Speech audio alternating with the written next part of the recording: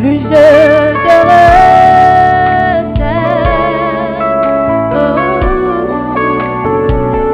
plus tu es présent,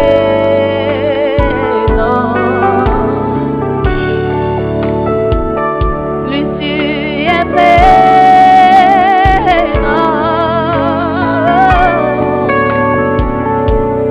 plus je t'aime. Je voudrais être à tes pieds, boire d'une coupe en tes mains, être tout près de toi et sentir ton cœur.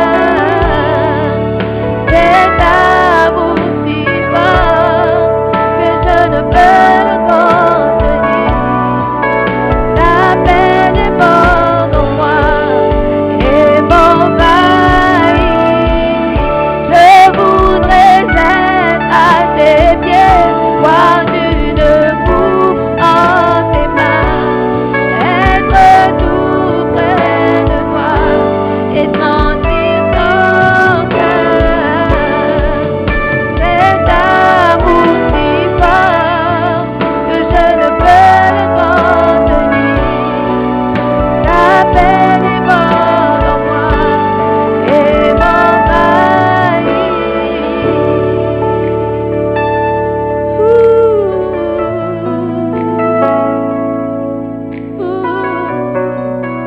Ta paix déborde en moi et m'envahit.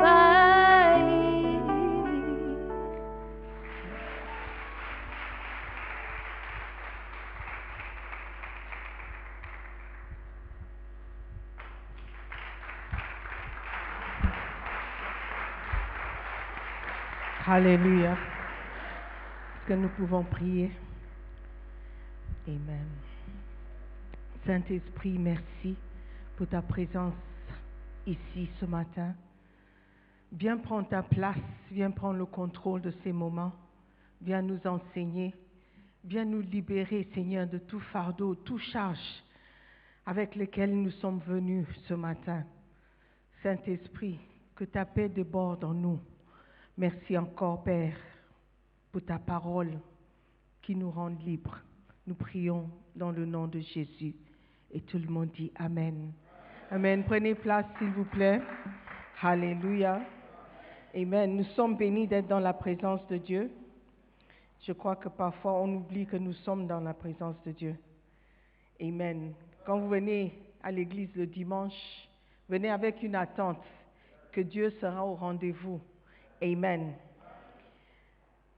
Donc, nous allons tout simplement continuer. Ce matin, c'est un dimanche très spécial. Amen. Alléluia. Nous sommes bénis nous aurons la présence de notre Père dans quelques instants. Donc, nous sommes pressés de partir d'ici. Amen. Je vous encourage, si vous pouvez rester, vous pouvez nous rejoindre à la Jesus Cathedral qui est juste à côté, en face. Et Bishop Doug lui-même sera là en live. Amen. Donc ceux qui nous écoutent en ligne, donc désolé, nous serons avec Bishop tout à l'heure. Amen. Donc si vous êtes en route, dépêchez-vous pour venir. Amen. All right, donc nous allons essayer de partager quelque chose avant que le temps ne passe et nous allons regarder un quatrième, je crois, trait de caractère qui nous empêche d'être bénis, qui nous empêche de recevoir les bénédictions de Dieu. Amen. Nous parlons des différents traits de caractère qui empêchent la bénédiction de se manifester dans nos vies. Amen. Nous avons regardé dans le chapitre 3 de ce livre, car on donnera à celui qui a, et à celui qui n'a pas, on ôtera même ce qu'il a. Marc 4, 25. Nous avons vu le trait de caractère, le mensonge et la tromperie. C'était, je ne sais pas pourquoi ils ont mis les deux ensemble, mais bon, il il y a une leçon à tirer dedans. Le mensonge et la tromperie. Si vous mentez et vous trompez les gens, vous ne serez jamais bénis. Amen. Même si vous croyez être bénis, ce n'est pas une vraie bénédiction. La Bible dit que les bénédictions de Dieu rendent riches et n'ajoutent aucun chagrin. Amen. Le deuxième trait de caractère que nous avons regardé, c'est la cupidité.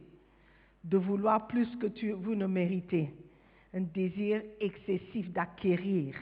Nous avons vu la semaine passée le trait de caractère, la médisance. Et nous avons été exhortés de faire attention à ce que nous disons. Ce qui sort de notre bouche peut déterminer notre vie ou notre mort. Alléluia. Ce matin, très brièvement, je vais vous présenter le trait de caractère suivant et c'est l'oisiveté. L'oisiveté. L'oisiveté, am I pronouncing it correct? Est l'état dans lequel on ne travaille pas. On n'est pas actif, on n'est pas employé, on ne fait rien. Ok? L'oisiveté. Je dirais que le synonyme serait la paresse. Parce que lorsque tu es paresseux, tu ne fais rien. Et tu es toujours inactif. Tu es oisif. Alléluia. Donc, nous allons regarder ou nous allons apprendre certaines choses concernant l'oisiveté.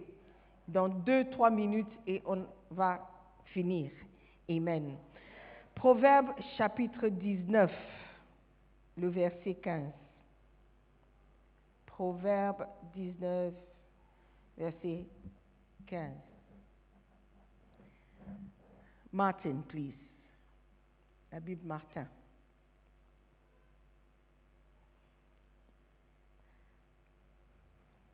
L'oisiveté est un trait de caractère négatif qui est responsable de la majeure partie de la pauvreté dans le monde. Lorsque tu es oisif, c'est fort probable que tu ne sois jamais riche. Lorsque tu es paresseux, lorsque tu es inactif, il sera difficile pour toi de devenir un homme ou une femme riche. Amen. Et la Bible dit, dans Proverbe 19, verset 15, « La paresse fait venir le sommeil et l'âme négligente aura faim. » Ok? Lorsque tu n'es pas actif, lorsque tu n'es pas quelqu'un qui bouge, qui fait des choses, qui essaye de trouver des solutions, qui essaye d'avancer, vous êtes une personne qui attend que les choses soient faites pour elle. La Bible dit qu'il se peut que tu aies faim parce que tu es négligent dans ce que tu fais. Amen. Alléluia. Regardons Proverbe chapitre 6, verset 10. Proverbe 6, 10. We are looking at the word of God. Amen. Toujours, Martin? OK. 6, 10. I'll remove your hat just now if you are not careful. Un peu de sommeil, dis-tu? Un peu de sommeil, un peu de ploiement de bras, afin de demeurer couché. Verset 11. Et ta pauvreté viendra comme un passant, et ta disette comme un soldat. Ok, regardons la parole de vie. Même verset. Tu dors un peu, tu fermes les yeux un petit moment. Tu restes couché sans rien faire. Pendant ce temps, la pauvreté arrive chez toi comme un promeneur.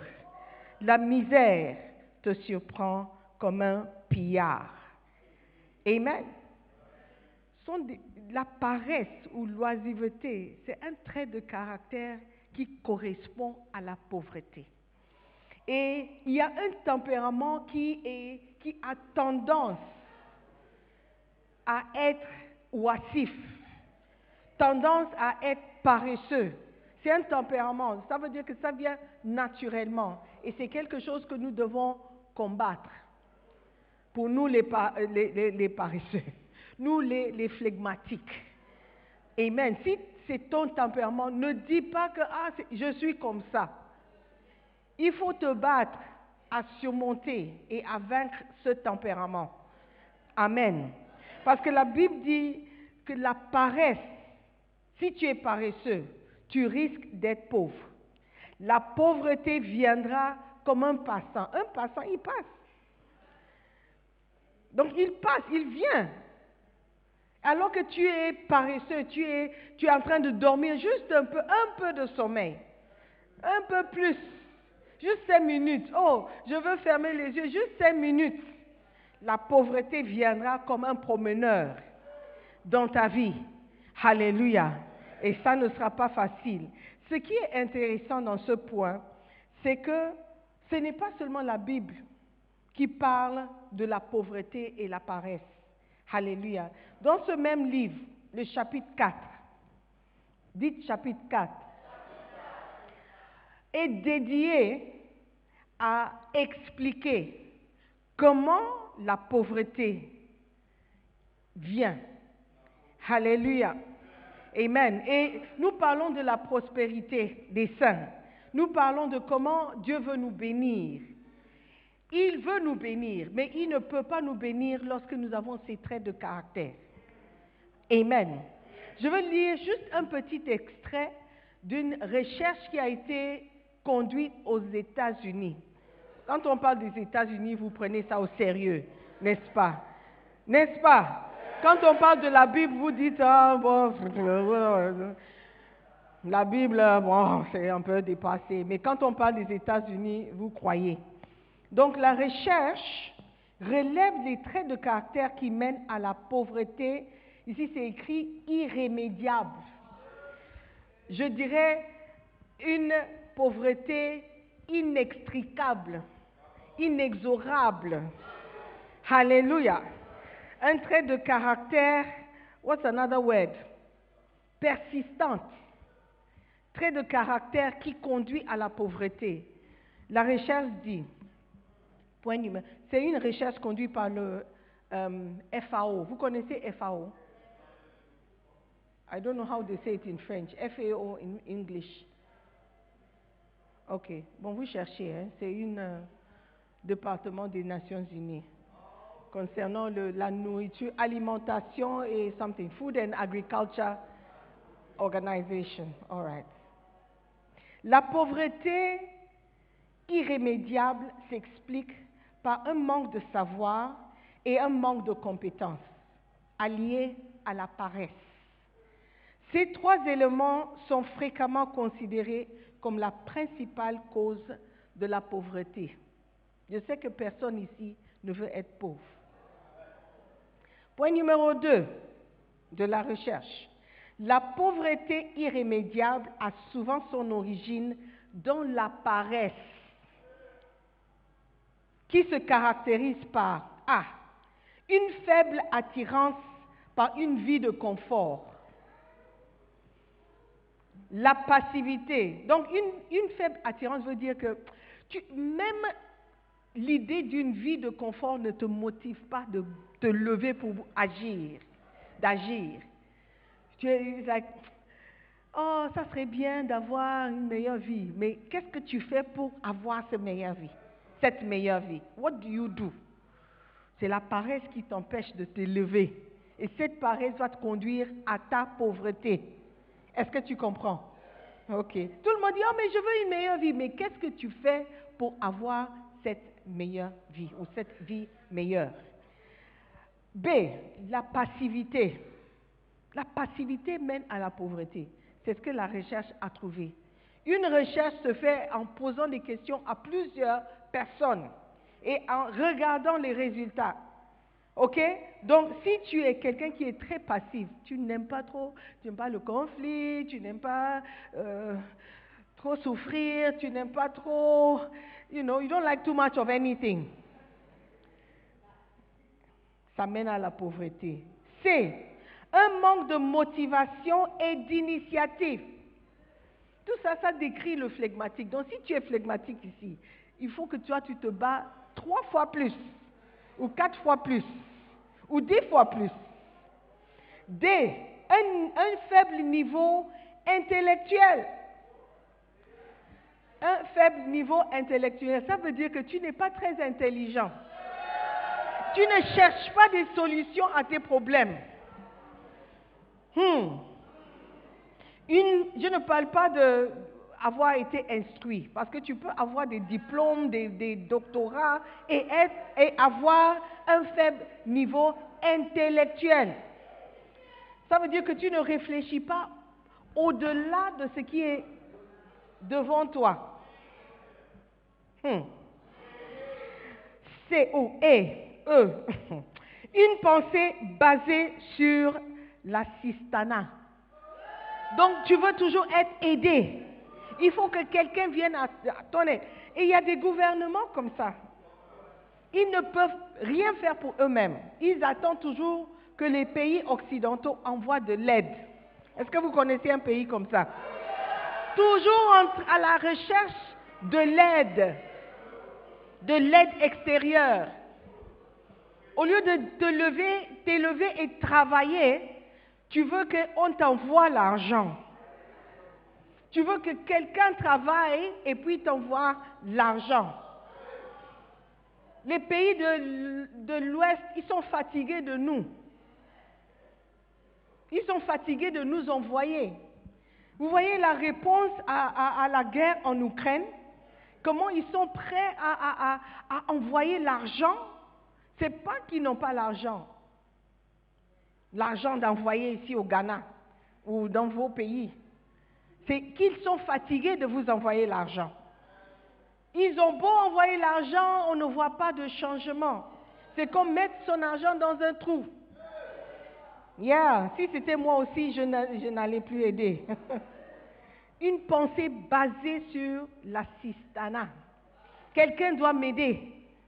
Si tu as cette mentalité, tu seras toujours pauvre. Si tu peux juste te dire que si on m'aide, ok, mais je ne peux pas attendre qu'on vienne à mon aide, qu'on vienne m'aider, qu'on vienne me donner. Il faut que je fasse quelque chose. Alléluia. Sinon, tu seras toujours pauvre. Demande à ton voisin, tu veux rester pauvre? Une pensée basée sur l'assistanat. F, c'est pareil, l'attente d'une aide extérieure. Quelqu'un doit quitter de chez lui pour venir t'aider. Why? Pourquoi quelqu'un viendra t'aider et pas l'autre?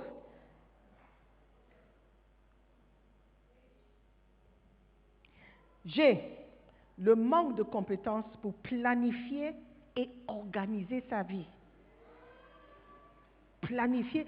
Quand on parle de pauvreté, ce n'est pas seulement en argent. Peut-être aussi à l'école. Pourquoi tu échoues toujours? Pourquoi tu as toujours des réussites? Pourquoi tu peux passer une fois et demain tu rates? Why? C'est un manque, de compétences pour planifier et organiser sa vie. On se plaint toujours des gouvernements. Oh, le gouvernement n'a pas fait. Oh, le gouvernement n'a pas... le gouvernement... Mais qu'en est-il de ta propre vie? Dans ta chambre? Est-ce que tu peux organiser ta chambre? Est-ce que tu peux organiser ta chambre pour trouver ce que tu cherches?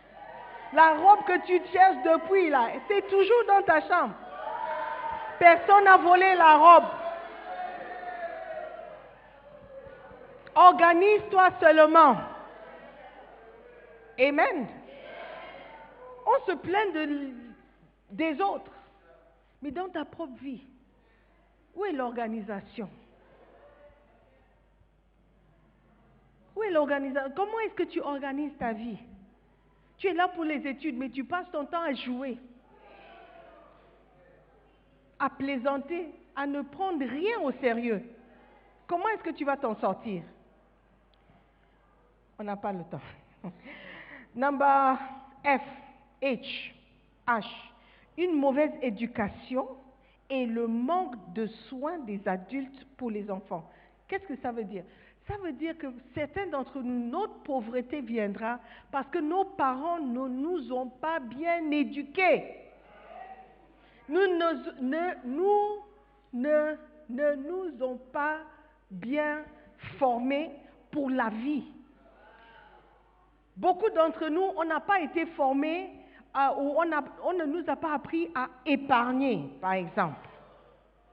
Mais les Blancs, ils ont une certaine mentalité. Ils achètent ce qu'on appelle les petits tire-lire.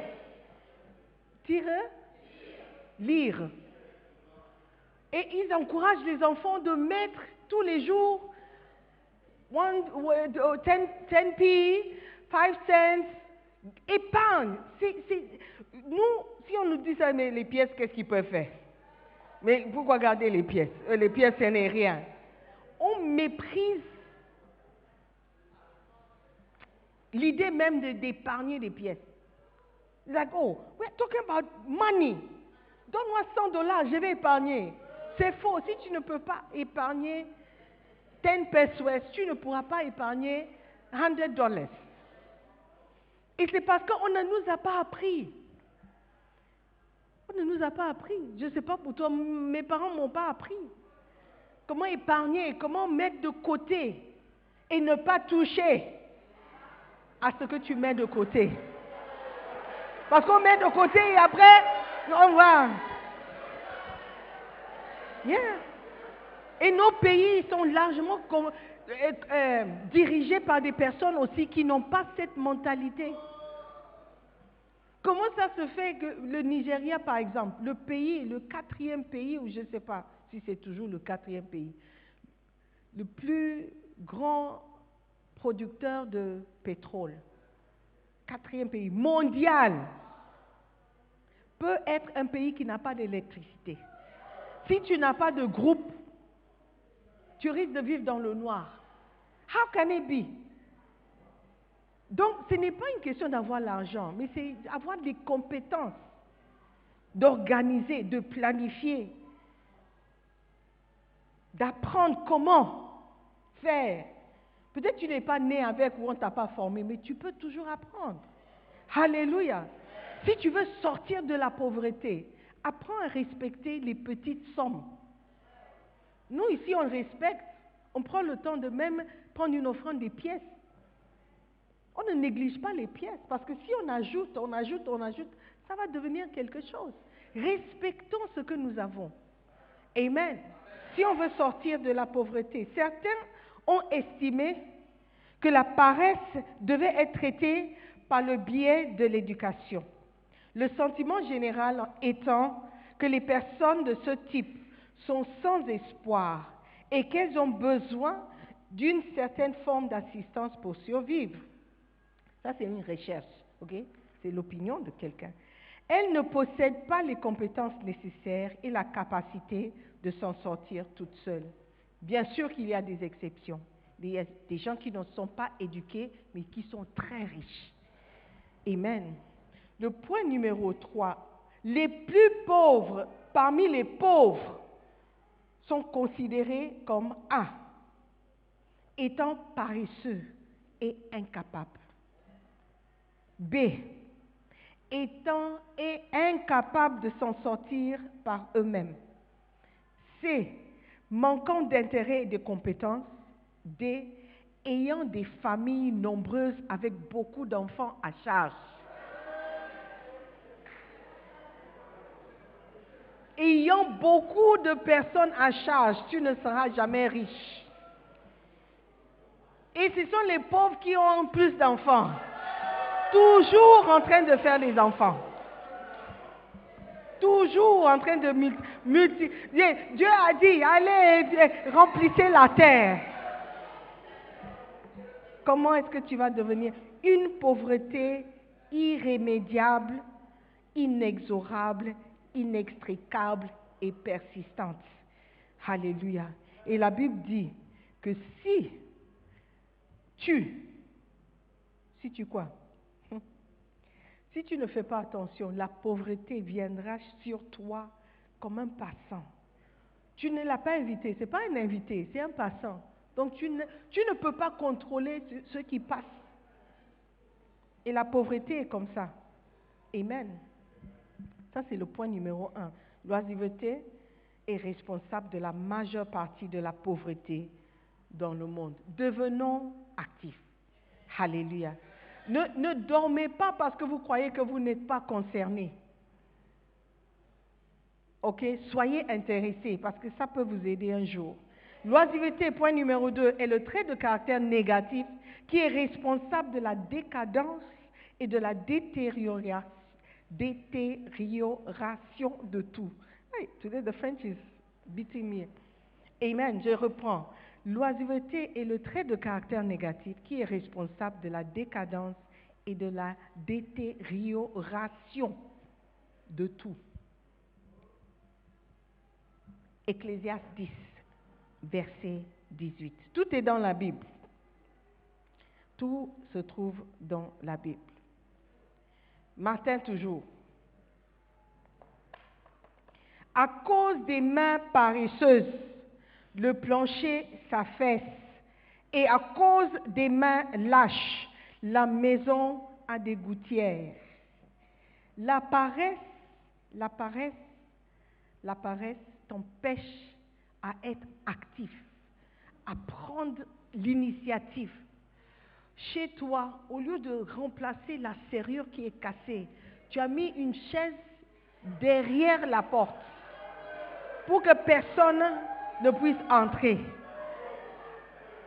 Au lieu de prendre le temps, chercher l'argent de réparer le vide cassé, tu as mis le scotch. Tu as mis un bout de bois. Et ça fait presque 1 an que le bout de bois est là. Tu dis, je cherche toujours l'argent. Hey, frère, il y aura toujours des gouttes. Quand il pleut, tu vas dire, oh my God, tu vas chercher les seaux. Au lieu de réparer, Dieu dit, la paresse. Tu attends l'argent pour employer quelqu'un qui va venir monter sur... Pourquoi ne pas monter toi-même? Pourquoi ne pas apprendre à faire toi-même? Pourquoi ne pas prendre un seau de peinture et repeindre ta maison toi-même? Tu attends l'argent pour avoir quelqu'un qui viendra? Ouais.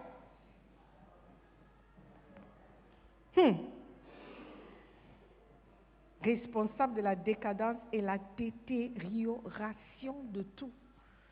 Au Ghana, on se plaint toujours, ah, maintenance culture, maintenance culture. Quand tu vas à l'hôpital d'Accra, Ridge Hospital, l'extérieur est magnifique, beau, mais quand tu entres, hey! Quand tu dois faire une radio, tu vas, il n'y a personne. La personne qui peut manipuler la machine, il n'est pas venu. Oh, il vient à peine de sortir. Donc, il y a une seule personne qui peut manipuler la machine. Ridge Hospital.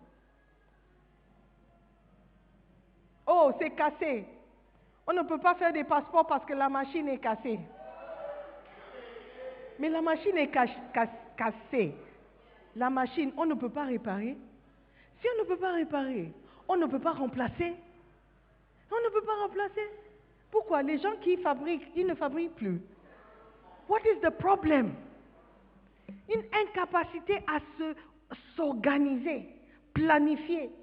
Il y a une seule machine pour le pays entier. How can it be? How can it be? Ah! Non. L'oisiveté, la paresse. Ne te plains pas du gouvernement. Concentre-toi sur ta propre vie. Ok? Think about your own life. Qu'est-ce qui est cassé qui doit être réparé? Tes chaussures. Tu dois remplacer le caoutchouc derrière, en bas. Quand tu marches, c'est coca, coca, coca. Remplace. Si tu ne peux pas remplacer, jette. 3, et puis je vais terminer avec ça. L'oisiveté est le trait de caractère négatif que Dieu considère comme un péché. Et Ézéchiel 16, verset 49. Ézéchiel 16, verset 49.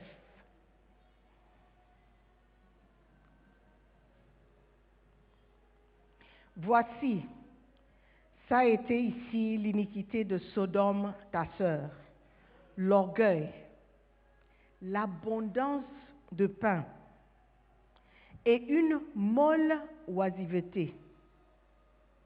Elle a eu de quoi, elle et les villes de son ressort, mais elle n'a point assisté l'affligé et le pauvre.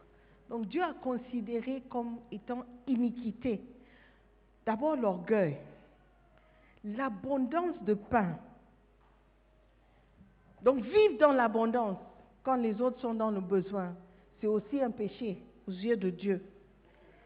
Et troisièmement, il dit une molle oisiveté, ou Louis II dit une insouciante sécurité. Tu es OK. So, il n'y a pas besoin de faire un effort. L'oisiveté n'est pas un trait de caractère bon. Amen. Je vais raconter une histoire. Parce que dans le livre, il n'y a que des histoires. Et les histoires sont intéressantes. Amen. Do you want to hear the story? Ok, cette fois-ci, il s'agit d'un corbeau et un lapin.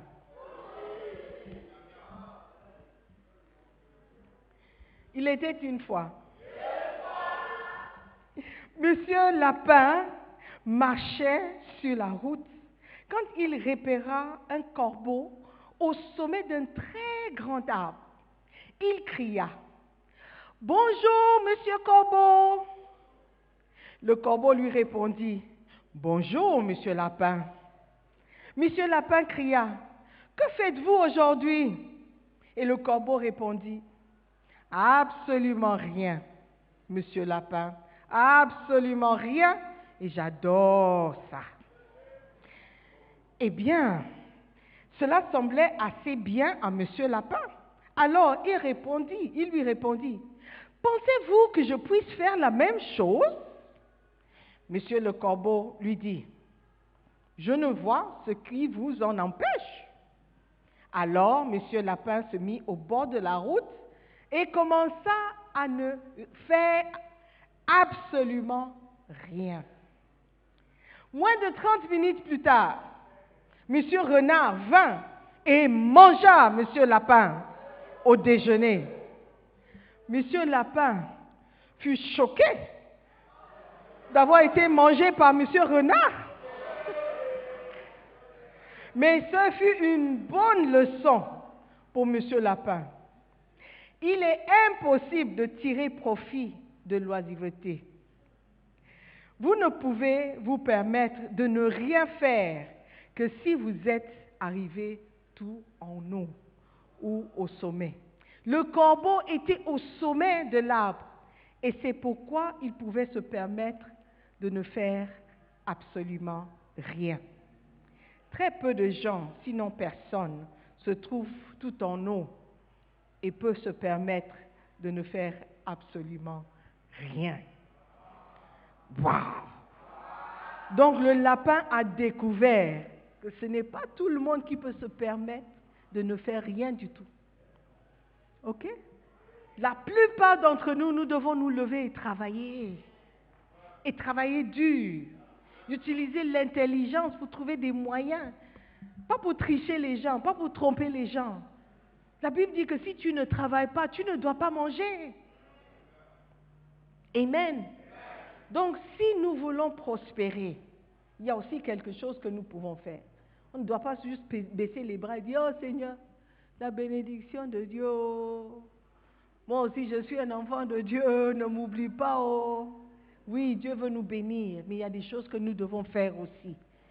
Alléluia. Il y a des choses que nous devons aussi éviter. Et ce sont ces traits de caractère très négatifs qui vont nous empêcher de prospérer. Alléluia. Travaillons pour être riches. Amen. Pas pour la richesse, mais pour devenir prospères. Travaillons, faisons l'effort. Utilisons l'intelligence que Dieu nous a donnée et nous n'allons pas rester dans la pauvreté. Amen. Alléluia. Est-ce que nous pouvons acclamer le Seigneur? Levez-vous, nous avons terminé. Amen. Prenez le temps de lire le chapitre 4. Chapitre 4 est très important. Alléluia. Vous allez découvrir les traits que vous pouvez avoir. Amen. Qui vous empêchent d'avancer. Amen. Nous allons prier, dire merci à Dieu. Merci parce que Dieu nous aime et il ne veut pas que nous soyons dans la pauvreté, que nous manquions. Il dit, l'Éternel est notre berger, je ne manquerai de rien. Donc, la volonté de Dieu pour nous, c'est que nous ne manquions de rien. Alléluia. Il a mis des choses en place pour nous bénir. Mais nous, c'est nous qui nous empêchons d'atteindre cette richesse ou cette prospérité par notre caractère et ce que nous faisons. Donc priez, dis Seigneur, je ne veux pas être pauvre. Je ne veux pas être la cause de ma propre pauvreté. Je ne veux pas être la raison pour laquelle je ne suis pas prospère. Seigneur, ouvre mes yeux pour voir les traits de caractère qui m'empêchent vraiment d'avancer, m'empêchent d'être béni, m'empêchent de réussir. Seigneur, ouvre mes yeux pour voir si je suis vraiment paresseux ou actif dans ma vie. Qu'est-ce que je peux faire? Montre-moi, Seigneur. Je veux devenir quelqu'un qui prospère parce que tu es Dieu et tout t'appartient. Si je suis ton enfant, Père, je dois aussi être riche. Je dois aussi prospérer. Seigneur, merci de m'ouvrir les yeux. Seigneur, merci pour ce message qui me rappelle encore combien je suis responsable de la plupart des choses qui m'arrivent. Et je peux changer certaines choses de ma vie. Seigneur, donne-moi, Seigneur, l'intelligence, la sagesse de pouvoir mettre en pratique tout ce que tu m'apprends. Je te bénis. Je te rends toute la gloire pour ce que je deviendrai un jour, Seigneur. Merci. Merci de bénir tes enfants. Merci de bénir tous tes enfants, Seigneur. Merci de rendre prospères tes enfants. Donne-nous, équipe-nous, Seigneur, de sagesse, d'intelligence, de pouvoir sortir de cette situation ou ces différentes situations dans lesquelles nous nous trouvons. Seigneur, nous te bénissons pour une parole libératrice ce matin dans le nom de Jésus. Amen. Amen. Je veux prier pour quelqu'un qui est ici, qui n'est pas né de nouveau. Tu n'es pas né de nouveau et si tu meurs ce soir, demain, après-demain, tu ne sais pas si tu iras au paradis. La nouvelle naissance, c'est quelque chose qui est très important, frères et sœurs. Ce n'est pas quelque chose qu'on doit négliger. Si tu n'es pas né de nouveau, la Bible dit que tu ne pourras pas voir le royaume de Dieu. Et si tu ne peux pas voir le royaume de Dieu, comment est-ce que tu pourras entrer? Aujourd'hui, tu veux dire, pasteur, prie pour moi. Je veux que mon nom soit inscrit dans le livre de vie. Je ne veux pas mourir et découvrir après que je ne suis pas né de nouveau. Découvrir après que mon nom n'est pas inscrit dans le livre de vie. Découvrir après que je ne suis pas sauvé, que Dieu ne me connaît même pas. Aujourd'hui, tu veux dire, pasteur, prie pour moi. Je veux donner ma vie à Jésus. La Bible dit qu'il se tient à la porte de notre cœur et il frappe. Si tu ouvres, il entrera. Mais si tu n'ouvres pas, il restera en dehors de ta vie. Aujourd'hui, tu veux prendre une décision. Tu veux accepter Jésus-Christ comme Seigneur. Tu veux juste donner ta vie à Jésus. Tu veux dire, pasteur, prie pour moi. Je veux que tu me fasses un signe de la main. Je veux bien prier pour toi. Frère, donne ta vie à Jésus-Christ. Ne meurs pas sans savoir que tu es sauvé, sans être assuré d'une place au paradis. Donne ta vie à Jésus, ma sœur. Pourquoi tu hésites encore? Pourquoi tu hésites? Dieu veut te donner une nouvelle chance, une nouvelle opportunité de marcher avec lui, de vivre une vie de victoire. frère donne ta vie à Jésus. Lève la main. Ok. Personne. Prions. Père éternel, merci encore pour l'opportunité d'écouter ta parole, une parole transformante, une parole qui vient nous changer, qui vient nous donner espoir pour notre avenir. Seigneur, merci encore. Merci pour cette grâce de croire à ta parole et d'être transformé par cette même parole. Nous prions, nous te bénissons dans le nom de Jésus. Amen.